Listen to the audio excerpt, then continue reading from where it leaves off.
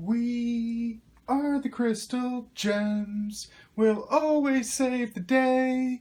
And if you think we can't, we'll always find a way. That's why the people of this world believe in garnet, amethyst, and pearl. And Jeremy! Yes! That was cheesy. I don't care. I did it. Yes, people, I am here to talk to you about one of my absolute favorite shows on television. That is my boy Steven Universe and all them crystal gems that he has with him. Why am I going to talk to you about this show? I will tell you why.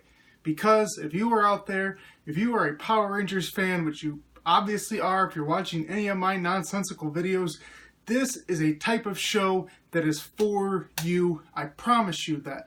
There's a lot of great shows out there right now. A lot of them have a lot of that same vein of the Power Rangers. And honestly, a lot of them are better than Power Rangers.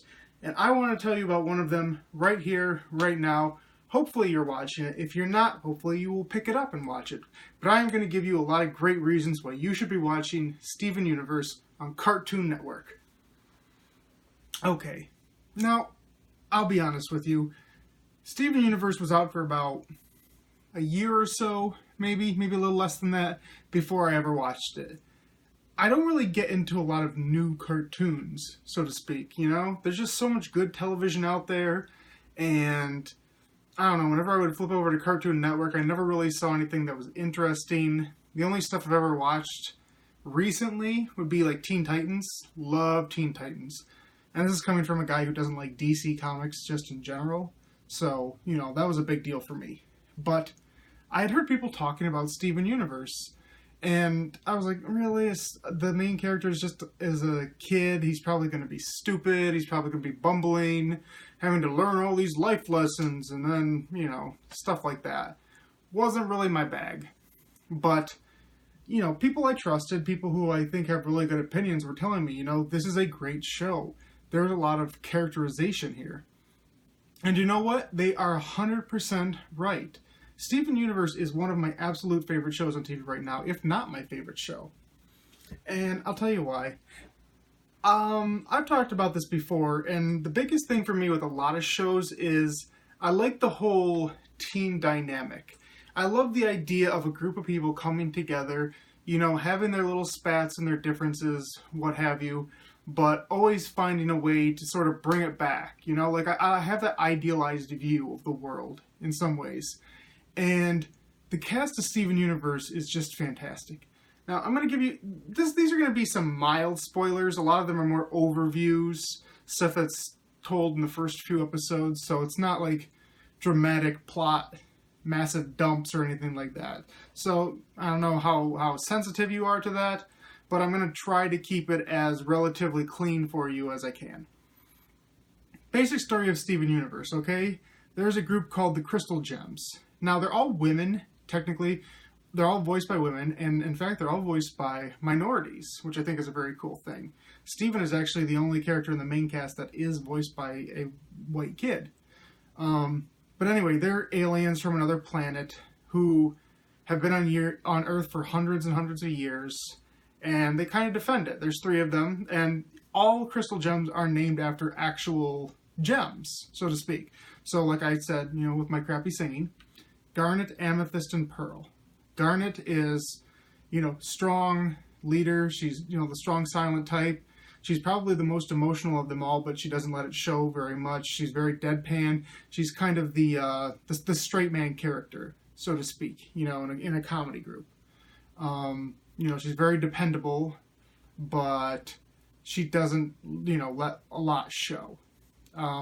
Amethyst. She is the silly one. She's the one that acts kind of tomboyish. Crystal Gems don't have to eat or sleep, but she likes to do it just because, you know. She's more Steven's, you know, buddy than anything else, while the other 2 are more motherly. I would say she's kind of like the wacky aunt, you know, would be the best way to describe it. And Pearl. She is the very worrisome mother that we all know, the one who is running around frantic, always expecting the worst, but she's always coming from a really good place with it. And they're just fantastic characters in the sense that they have really complicated relationships with each other and with the rest of the cast. And that's a big thing for me in this series, is that there are so many great characters in this. Yes, it all comes back to Steven and the Crystal Gems, but from Steven's dad to his sort of kind of girlfriend to all these other people in the city, like, they're just, it has a cast like The Simpsons, and in the same respect where, like, you know who they all are. Like, they all have personalities. There are plenty of episodes where, who cares what Steven's doing here? Who cares what the Crystal Gems are doing? Let's focus on these characters from Beach City and just see what's going on with them.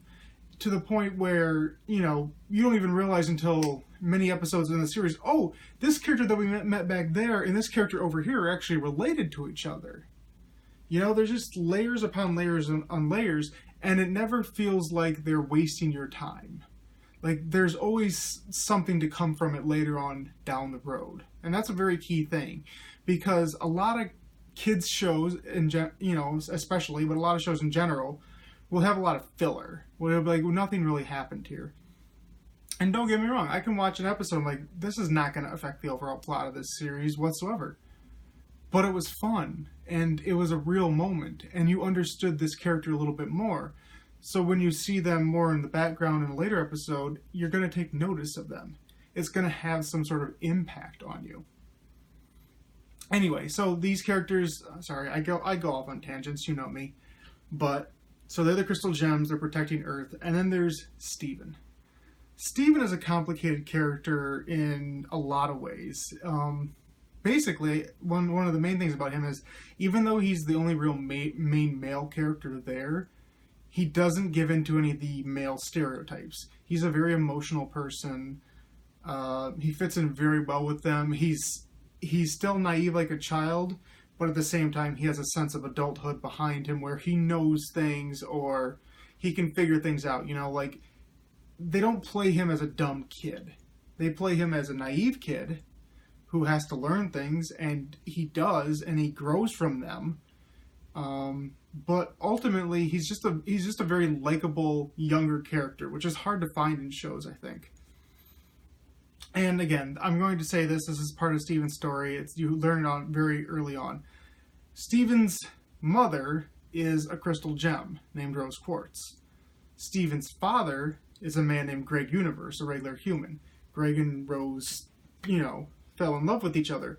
The thing about crystal gems, though, is that what we see of them as people are actually just forms they take on.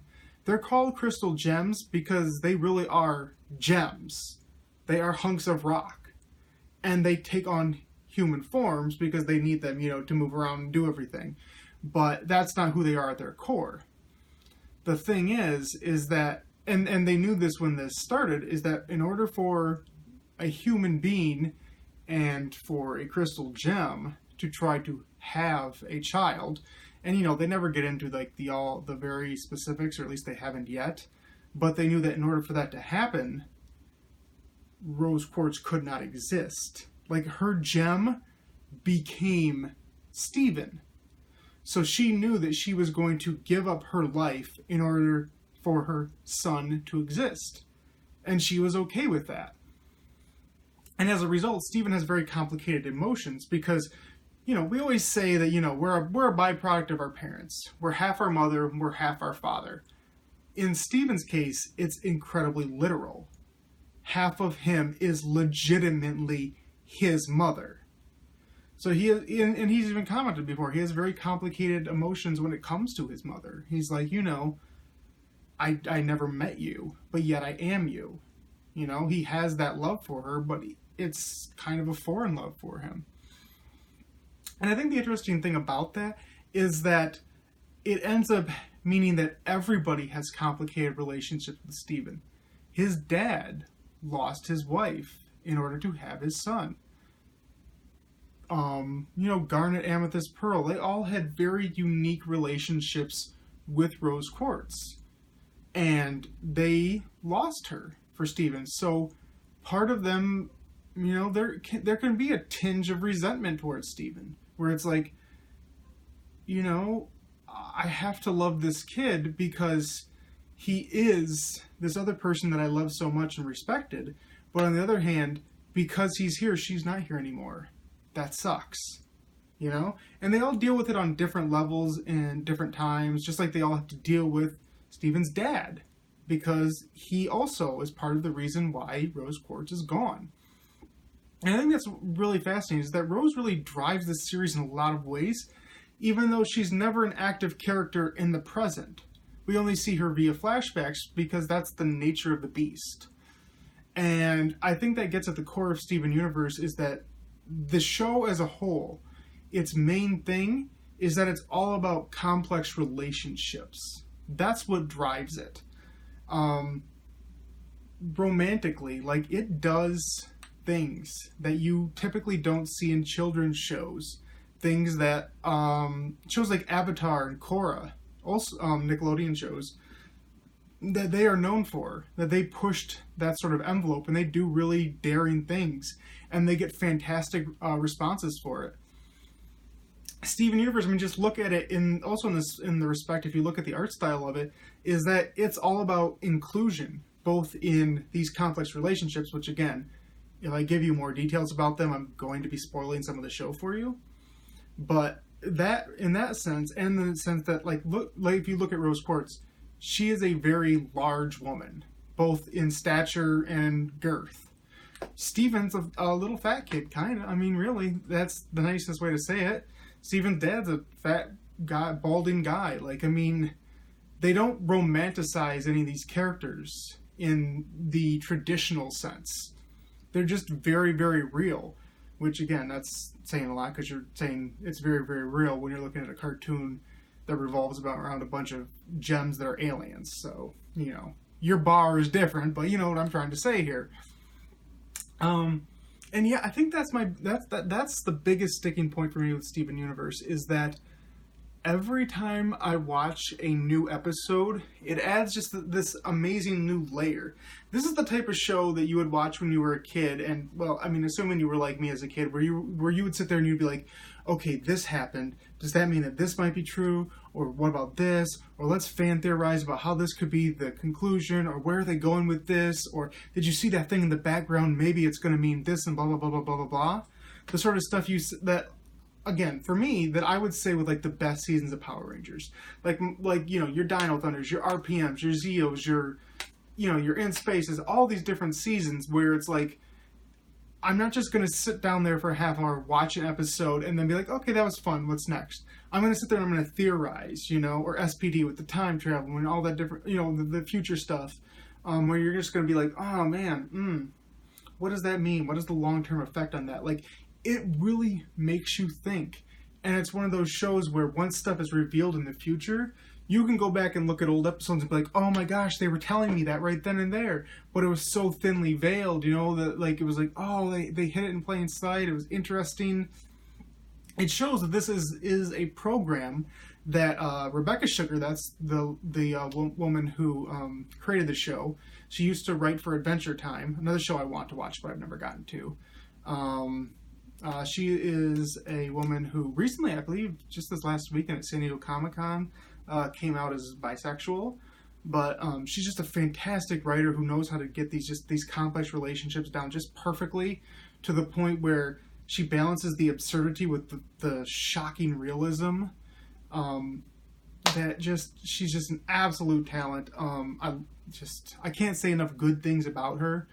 But yeah, like, that's the thing is there's just, I was talking to my friends about this recently, about Power Rangers, you know, and how, you know, Dino Charge is airing now, and we like Dino Charge. I think everybody likes Dino Charge to a degree, most current Power Ranger fans. But I do wish that they could do more. Now, don't get me wrong. Power Rangers has decided what it wants to be, you know, and it is that to a T. It's fun. It's got nice characters. It tells a solid little story, but by and large, what it's doing now is not a great deal different from what it was doing 20 years ago. Now, it's had some outstanding seasons, you know, and then you even have seasons like RPM, which is just so not the norm. And you have seasons like Dino Thunder, which is so much fun, but it also relies heavily on the past, you know? And I see these and I herald them as great examples for what the show can be. but I understand that's not necessarily what the show wants to be. It knows what it wants to be, and it's achieving that in spades with, say, Dino Charge. It was greatly underperforming before that with Megaforce and Samurai, but it knows what it wants to be. It's there. It's achieved that bar. For me personally, what I want to see more than that is shows that go above that bar. Shows like Voltron on Netflix, which, again, I've talked with people about, and it really is like, you know, I say Steven Universe has a lot of Power Ranger trappings, like Voltron has even more. And it's even better. You know, there's so many shows like that where it's like, you know, like, I love the team dynamic, I love all this interesting stuff, but I just wish it could even elevate itself more. And for whatever reason, Power Rangers Nickelodeon has set its level and it doesn't really plan to go above that, I don't believe. So I look to a show like a Steven Universe, I'm like, that's how much more it could be. And it makes me yearn, you know? It makes me be like, why can't Power Rangers be that good too, you know? Like, it's good, but it could be great, you know? And you know, who am I to complain? But, you know, when you maybe it's the grass is always greener thing, but like when you see this greatness, you kind of want the thing that you've loved for so long to be able to achieve the same greatness. And really that gets back to the love for the franchise as a whole. Anyway, Steven Universe. Sorry, gotta get back to Steven Universe. Another great thing about it is the music. Now, I'm not typically a music guy in general. Like, I you know, like musicals, all that sort of stuff. Like, I'm like, whatever. I can't even remember the names of songs I like. I can't even remember which artist did which song I like sometimes. I'm just not a music person in general. But Steven Universe has fantastic music. I know, you wouldn't expect that from me, the guy who just sang at the beginning of this video and, you know, sounded like a bag of cats getting thrown against a wall. But Steven Universe has a lot of just fantastic songs, and, you know, even if you had, you know, you were like, maybe, because it is a kid in the main role, but that kid is very, very good. Like, he has a lot of great songs in this. And the Crystal Gems, they have great songs of their own. A lot of the characters, like even the actresses who, you know, aren't quite as good singers as the others. Like, Garnet is voiced by Estelle, who's actually a known singer. But and Pearl's a fantastic singer. Amethyst is an actress, maybe not quite as good of a singer, but they all still have their moments, and they all still have this, they just make these iconic songs. They're just so good for the moment, and they never go on too long. They never belabor the point, but they're just such a wide variety of music. It's just a fantastic thing. Another thing about Steven Universe is that, like, you can tell that it knows where its roots are. Like, there are references to, like, Legendary Tina, to Dragon Ball Z, to all these different shows, all these different animes. Like, it pays these homages. It pays homages to, like, shows that you would see on, like, WB, like the Dawson's Creek, stuff like that. It pays homages to Power Rangers. It pays homages to pretty much anything you can think of that might have been a big deal to you over your lifespan. You know, if you're someone like me who's, you know, in the 30-ish range, then you're going to see a lot of references to shows that you really like. It's also a very self-referential show, too. Like, it knows what it's done. It understands that, you know, okay, we've played this card in the past. If we want to play it again, we got to kind of nudge, wink, wink sort of deal to it. And it does it very smoothly. After all, this is the type of show that, again, if you don't know this, it's half the length of a regular show. You know, a half-hour show is usually about 22 minutes. Steven Universe is about an 11-minute show, every new episode. That's not a lot of time, but it manages to cram so much into that time. Like, the entire first season of Steven Universe is setting the table. It's getting you to know these characters, and it's giving you these tastes just here and there. Sometimes when you don't even see it coming, like, this is important. We're showing you a reference to the past of the Crystal Gems that is going to mean a lot when you start meeting some of these other characters. And season 2 is when it finally has, like, a big climactic moment, and then now season 3 we're building to the inevitable follow-up to that.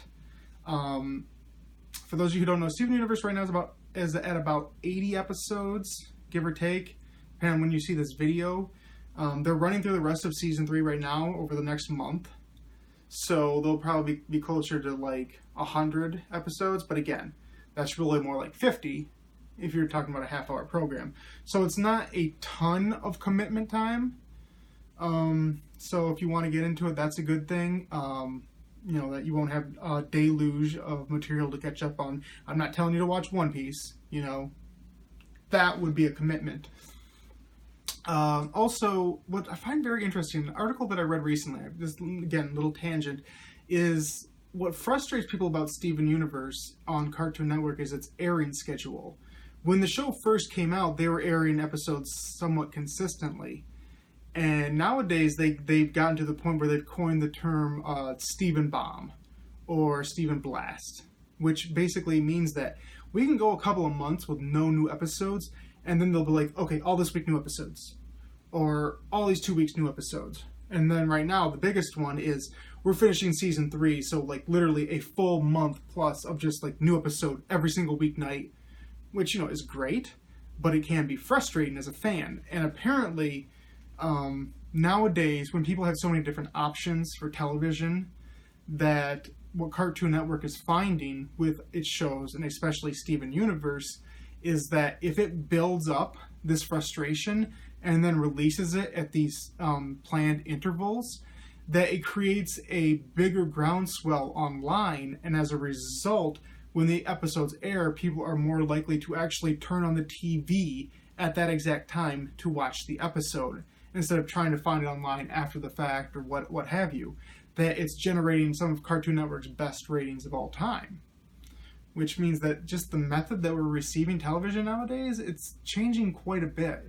It's very fascinating to see that this is sort of the model we're going to. And Cartoon Network is doing that with a lot of shows now. Like, it's becoming more of the regular than when it started, you know, last couple years. It's becoming the norm. So, you know, that's an interesting little thing. Anyway, I want to wrap up here. I don't want to go on too long. I know I can rant. I can tell you all these great things. If I was going to be full spoilers, I would just be going nuts on you guys right now.